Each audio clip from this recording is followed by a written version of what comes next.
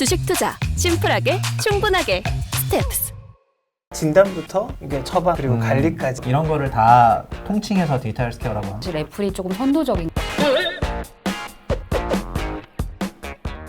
스텝스 구독자 여러분 안녕하세요. 돈 되는 정보를 꽉꽉 눌러서 알려주는 리서치 돈알리의 최상욱입니다. 오늘은 자리가 너무 꽉 차 보이는데 어저께 발표한 이 100장이 넘는 따끈따끈한 디지털 헬스케어 산업에 대해서 정말 제대로 다뤄보고 싶어서 하나투자증권의 김영수 애널리스트하고 김소 애널리스트 두 분을 모셨습니다.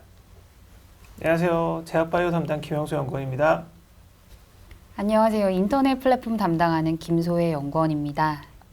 네. 일단은 그 양쪽에 모시고 진행을 하니까 제가 너무 뭐라 그럴까 기분이 일단 좋은데 어저께 자료를 내셨잖아요. 디지털 헬스케어 산업에 대해서. 근데 디지털 헬스케어가 그냥 뭔가 개념적으로는 좀 코로나나 이런 것 때문에 요즘에 원격 진료라든가 이런 거를 많이 할 것 같은 그런 게 좀 있기도 해서 더 과거보다는 와닿는 그런 것 같은데 디지털 헬스케어가 뭔지 좀 간단하게 먼저 좀 설명해 주시면 좋을 것 같아요. 저희가 의료 산업에 가서 생각을 해보면 병원에 가서 의사를 만나고 그리고 진단을 받아서 치료제를 먹고 그렇게 대면에 뭐 기본으로 해서 진행이 되어 왔는데 뭐 디지털 헬스케어라고 하는 거는 그러니까 디지털 기술이 발전이 되면서 이제 그게 융합이 된다라는 거죠.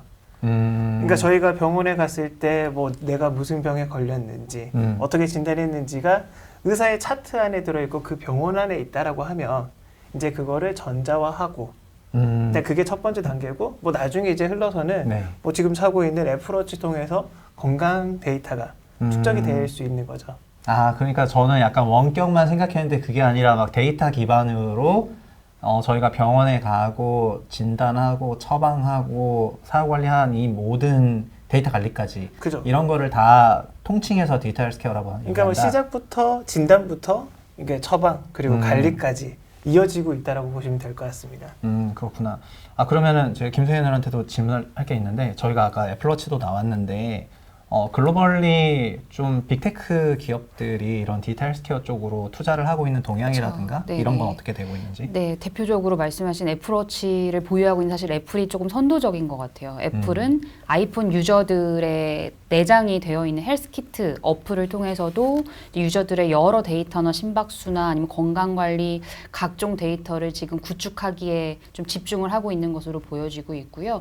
잘 아시는 아마존이나 마이크로소프트 같은 기업들도 사실 각각의 장점을 활용해서 아마존 같은 기업들은 온라인 약국 업체를 인수해 이제 본인의 이제 지금 상태를 디바이스에 입력을 하면 전국 배송망을 활용해서 이제 약국에 있는 약이 실제로 집에 배송이 되는 서비스도 진행을 하고 있고요. 그래서 각자 기업들마다 좀 세부적인 차이는 존재하지만 공통된 부분은 어쨌든 막대한 데이터를 한번 통합해보자 하는 그런 단일 허브를 만들어보고자 하는 방향성은 동일한 것 같아요.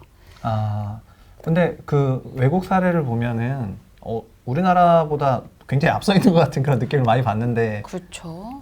그리고 아마존처럼 뭐 실제로 뭐 약을 배송하고 이런 정도까지 가면은 굉장히 체감이 많이 될 것 같은데 저희는 상대적으로는 그것만큼은 아직은 조금 아닌 것 같아서 조금 아쉽긴 하네요. 근데 컨셉츄얼리 외국도 어떤 그런 사업들이 있지만 좀 빅데이터를 통합하는 그런 허브를 만들어서 결국은 그 데이터 싸움이라고 봐도 된다 이렇게 생각할 수 있다는 말씀이신 거죠. 이게 진짜 그러면 제가 김영수 애들한테 또 갑자기 쿠션을 한번 쳐가지고 질문드리고 싶은 게 있는데 이런 빅데이터 기업들이 또 빅테크 기업들이 이런 쪽 투자를 많이 하고 있는데 좀 글로벌리 이런 디지털 헬스케어 쪽은 또 신흥 기업들이 이런 엣지 있는 사업을 하면서 좀 들어오잖아요. 전체적으로 이런 쪽으로 투자 동향이라든가 이런 걸 알 수 있을까요? 일단 아까 사회자님 말씀하셨을 때 국내 기업의 경우에는 저희 규제가 너무 심해요. 약 배송도 안 되고 원격 그 진료라는 것도 되게 제한적으로 이루어져 왔기 때문에 국내에서는 그게 좀 발전하기가 힘들었다. 근데 다만 외국에서 하고 있는 이런 사업들을 국내에서 못했던 그죠. 이유가 여기 있는 거군요. 소혜 연구원이 얘기했던 거에서는 이제 해외 기업들이 투자가 활발했는데 지금 작년 기준으로 미국 같은 경우에는 한 300억 달러 투자가 이루어졌고 헬스케어, 디지털 헬스케어 업체들에게. 근데 2019년 말에 코로나가 발병이 됐고 2020년, 2021년 딱 2배씩 다 증가했어요. 2019년에 한 70억 달러였다가 네. 150억 달러, 거의 300억 달러까지.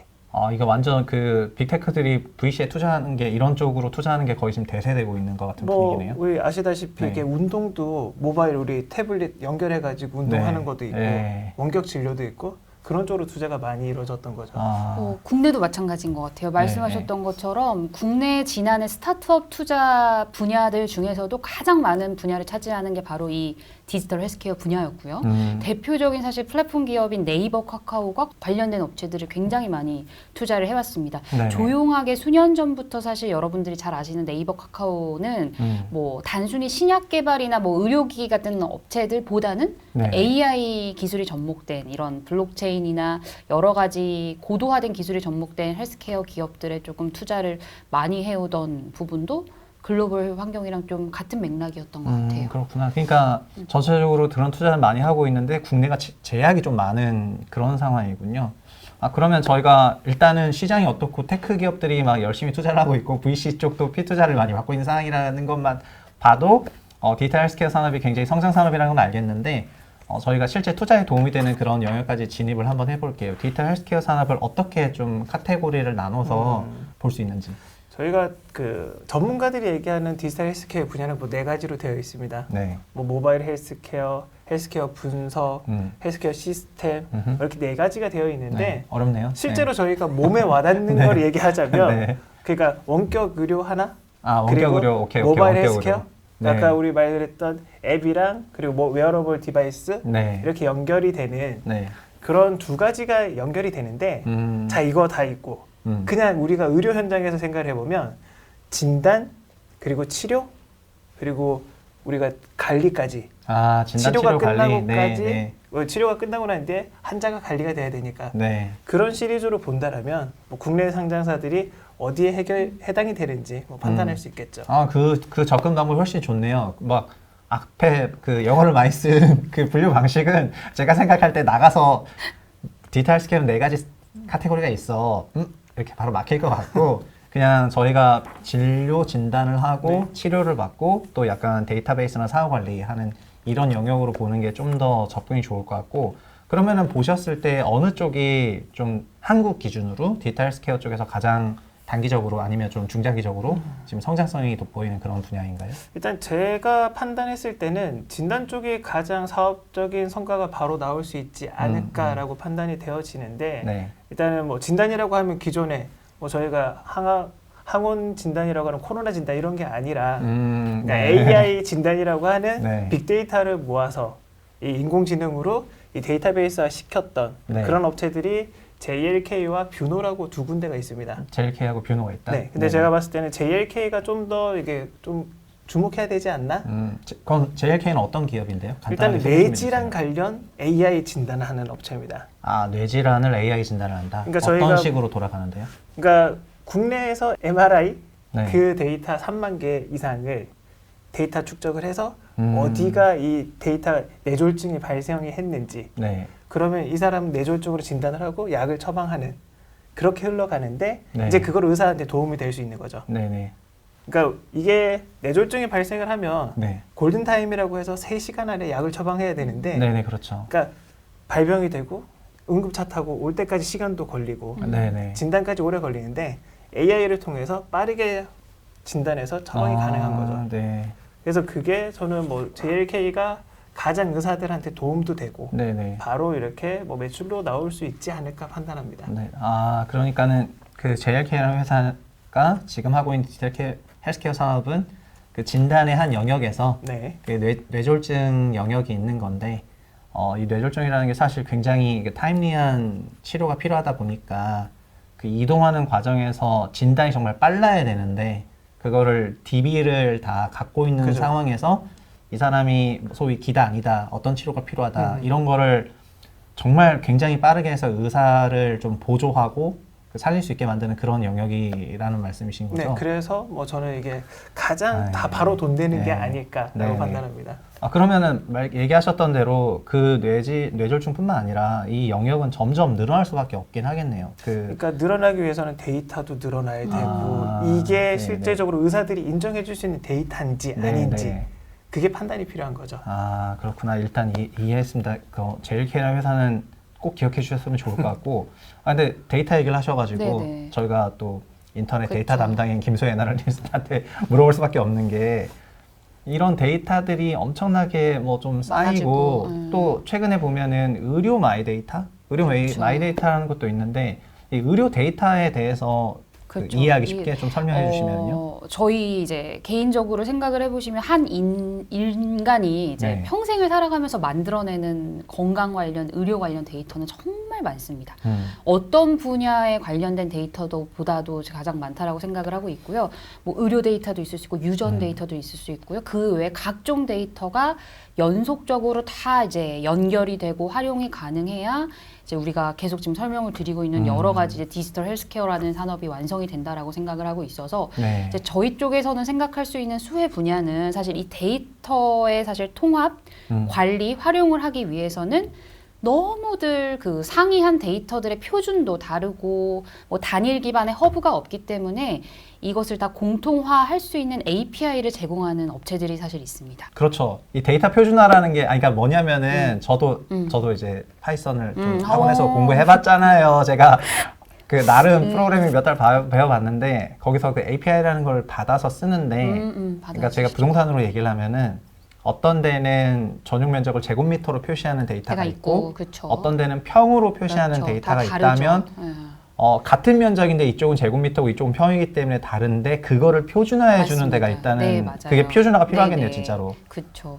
모든 업체들이 일일이 찾아가서 우리 표준화합시다. 하나하나 연동하기에 어렵다 네네. 보니 네네. 중간에서 이제 제3자가 해주는 역할을 하는 이제 상장사 중에 쿠콘이라는 기업이 아, 있고요. 그 회사가 그 의료 데이터 표준화를 해주는 데예요? 네네. 그럼 쿠콘 좀 더 디테일하게 설명해 주시면. 지금 쿠코는 사실 네. 의료 분야 이전에 마이데이터 산업에 이제 금융부터 시작한 그 금융 마이데이터 관련 매출로 좀 네네. 실적 성장이 나오고 있는 회사고요. 네네.